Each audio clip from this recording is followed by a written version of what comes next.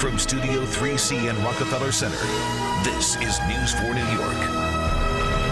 The headlines will begin this half hour with the new concern for parents with sick kids at home. Two major pharmacy chains now limiting the amount of children's medicine you can buy because of the high demand. Yeah, that move by CVS and Walgreens comes as we're bracing for a so-called tridemic of respiratory viruses. News 4's Linda Beccaro live in Armonk with what parents can do to deal with this. Linda, a lot of us thinking about this.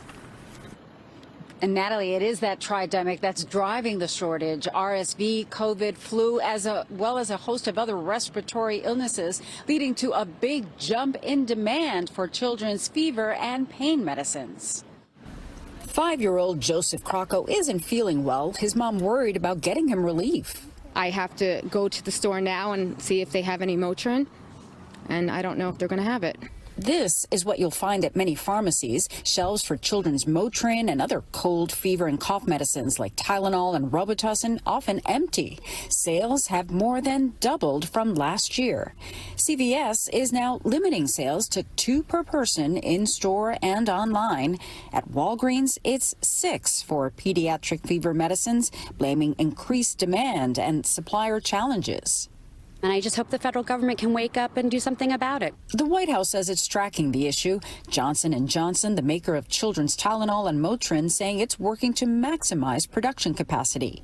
For now, White Plains Hospital pediatrician Dr. Ellen Lestz suggests looking for generic ibuprofen or acetaminophen. And if you can't find it in liquid form, use a children's chewable. Crush them up, sprinkle them on a little bit of applesauce. That's a good way to do it.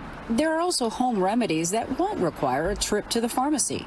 We always recommend cool cloths on the head and the back of the neck. Also, you can do a lukewarm bath to try to help bring the temperature down. Not cold, not hot, just lukewarm. And if shelves are empty for sore throat relief, listen to this doctor's orders. Well, I always recommend ice pops, and in fact, the kids love that because they're like, oh, the doctor said I can have ice pops. Isn't that wonderful? So the parents will go out and buy ice pops, and that'll help them as well to feel better. An excuse to eat ice pops. There you go. And if you plan to serve some honey, the doctor said it is not recommended for children under the age of 1, so keep that in mind. And if you have trouble finding supplies at large retail pharmacies, remember to always check local independent pharmacies as well. Live in Armonk, I'm Linda Beccaro, News 4 New York. Back to you. A lot of good information there, Linda. Thank you.